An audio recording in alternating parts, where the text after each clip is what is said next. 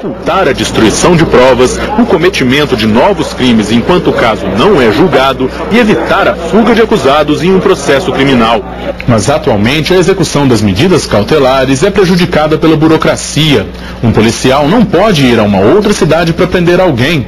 E se um suspeito sair de um município para outro, o juiz tem que pedir ao juiz da outra cidade que determine a prisão.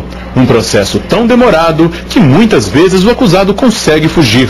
Antes, a prisão preventiva só podia ser decretada na jurisdição do juiz, ou seja, o juiz natural decretava contra um determinado indiciado. Uma proposta em análise na Câmara quer tornar mais ágil a execução das medidas cautelares. Se for aprovada, vai criar um cadastro de ordens de prisão mantido pelo Conselho Nacional de Justiça e acessível a todos os juízes. Isso possibilitará a comunicação imediata ao juiz de uma cidade e efetivação de uma prisão em qualquer lugar do país. Além disso, o juiz poderá usar qualquer meio de comunicação para determinar uma prisão.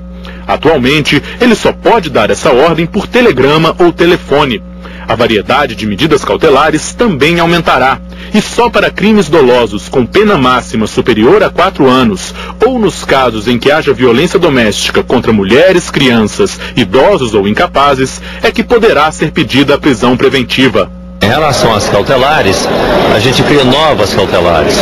A possibilidade do juiz estabelecer determinadas restrições ao invés de estabelecer a prisão preventiva, ao invés de decretar a prisão preventiva. Por exemplo, a proibição do cidadão se ausentar do país ou do acusado se ausentar da comarca onde o processo está andando, a restrição em relação a horários, se ele exerce uma atividade pública e o juiz entende que no exercício daquela atividade ele pode influenciar no andamento do processo, o juiz suspender a atividade dele por um período. Então o juiz passa a ter alguns mecanismos em termos de cautelares que a legislação não prevê hoje. Hoje prende.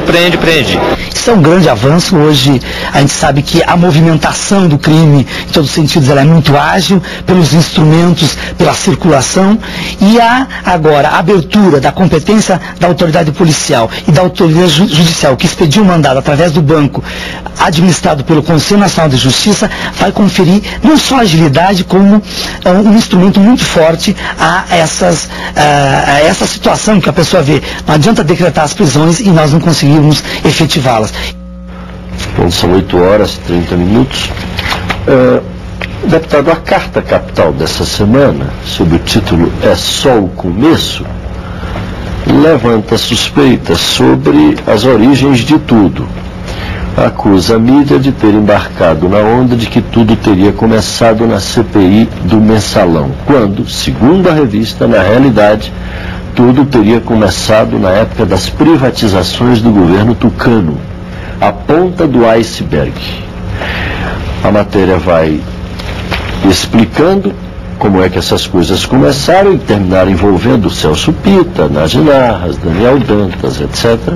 Mais à frente, diz que o grupo buscou corromper autoridades e manipular a mídia.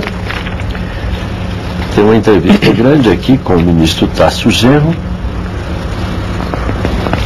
E aqui do lado, a respeito ainda da relação com a imprensa, diz aqui um texto da Folha de São Paulo, foi o alerta para Dantas e companhia. Isso por conta da matéria da Micael, aquela repórter que conseguiu dar um furo um mês antes da deflagração da operação, ou da explosão dos fatos, com as prisões, e que, segundo diz a revista Carta Capital, seria a senha para que Dantas e companhia tomassem suas providências. Inclusive o habeas corpus preventivo, que o senhor deve se lembrar que foi o que garantiu a soltura dele. O senhor acha que a imprensa termina sendo a vilã nessa história? Olha, realmente nós fomos tomados de assalto quando vimos aquela matéria na imprensa em que era pedido inclusive a prisão também da jornalista por ter dado um furo de reportagem. Na verdade, isso aí preocupa a nossa democracia, até porque a liberdade de imprensa ela deve prevalecer. Obviamente, eu acho que se vazou alguma coisa, obviamente a jornalista, por canais de informação, etc., deve ter recebido essas informações de onde partiria essas operações. E claro que é muito preocupante, até porque você pedir realmente a prisão de uma jornalista simplesmente porque antecipou uma notícia, isso aí, na verdade, mostra que o Estado de Direito no país está ameaçado. Então, inclusive, a grande imprensa, como você fala, passa a ser a vilã. Eu acho que, de um modo geral, está se perdendo o controle no país de todos esses episódios que têm acontecido, inclusive de uma forma onde hoje interessa, em primeiro momento, mais a ação midiática para a grande população do que mesmo o fato isolado. Dizem muitos, nós prendemos, a Polícia Federal fala, nós prendemos e quem quiser que solte. Mas não é assim. Eu acho que, obviamente, os direitos e garantias estão sendo, obviamente, prejudicados. E compete agora uma reforma, uma mudança, para que nós possamos efetivamente encontrar um novo caminho para isso. É uma grande preocupação, os grandes juristas, os grandes advogados têm mostrado isso de uma forma repetitiva, inclusive o próprio Supremo Tribunal Federal. Então, essas questões elas devem ser minudentemente instruídas para que nós não tenhamos um Estado policialesco sem controle.